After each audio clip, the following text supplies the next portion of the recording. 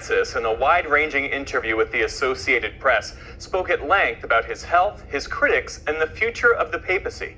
Most notably, he called laws criminalizing homosexuality fundamentally unjust, making clear that in the mind of the leader of the Catholic Church, being homosexual is not a crime. Somos todos hijos de Dios. We are all children of God, and God loves us as we are, and for the strength with which we fight for our dignity. Being homosexual is not a crime. It is not a crime, but it is a sin. And well, we first have to distinguish a sin from a crime, but a sin is also the lack of charity with one another. For more, we're joined by Paul Ely, Senior Fellow with the Berkeley Center for Religion, Peace, and World Affairs at Georgetown University. He's also a contributing writer for The New Yorker. Thanks for being with us.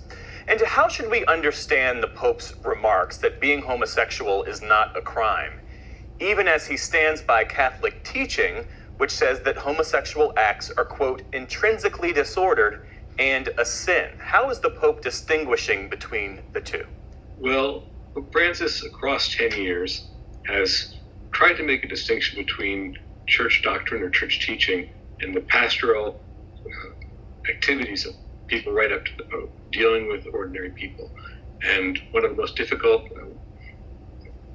challenges that he's faced in doing this has to do with homosexuality.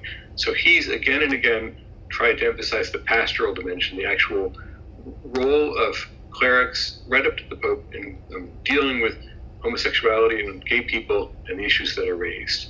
And he's tried to do it incrementally, often through interviews. How significant a moment is this for the Catholic Church? I think it's easy to overestimate the significance of any one moment.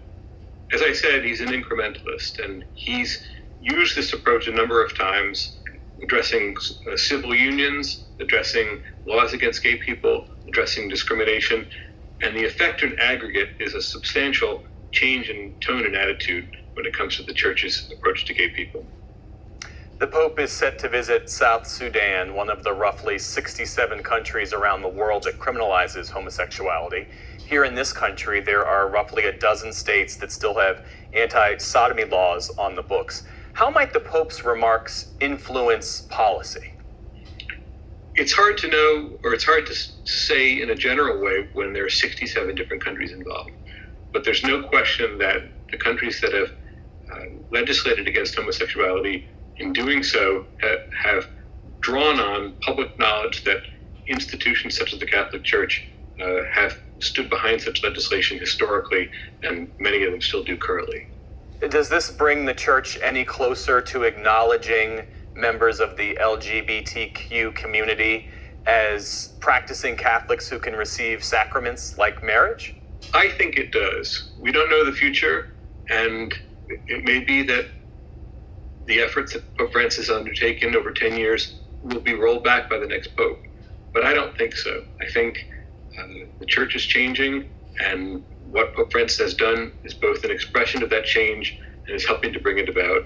And yes, I think the Church is moving, if very, very gradually and even timidly, in that direction. In that same interview with the Associated Press, Pope Francis spoke about the criticism he's received from conservative cardinals and bishops, and he acknowledged, he said it's unpleasant. He said it's like a rash that bothers you a bit. Tell us more about that, the criticism he's faced from traditionalists for prioritizing social justice issues like poverty, migration, the environment. Certainly he's faced criticism for his positions on those issues, but I would say that the criticism that's coming at Pope Francis from traditionalists is more deeply rooted than that. What they especially don't like about his approach is that he, in effect, is living the way that most Catholics are, which is in a kind of uncertainty, trying to find a satisfactory, sensible way to live between doctrines, many of which were written long ago in the past, and the way our lives are unfolding today. How has he set the tone for a different kind of papacy? Yes, my people. Now, it seems to me like the Pope, the Catholic Pope, gay. Because what we are see right here so now is the Pope I make him own laws about gay business now. We might poll with it and him invite it in the church. Me know that long time because me see say them a spread it and them not do nothing to try to stop it. Instead of them do something to try to stop it, and them a spread it and me see that and me have post on my thing will tell you that. You see me? Them not do nothing to fight against it. And them a hide and a do it and a hide and a implement it in the government system too. You know see it. Now the Pope now have no problem with it. That mean him now go by the Bible. Because me read in the Bible say if a man lay with a man, he should be stoned to death. And me read in the Bible say if a woman lay with another woman like she lay with a man, she should be stoned to death. Now, me I look somebody if you tell me say, me wrong or something. Because me sure say me read that.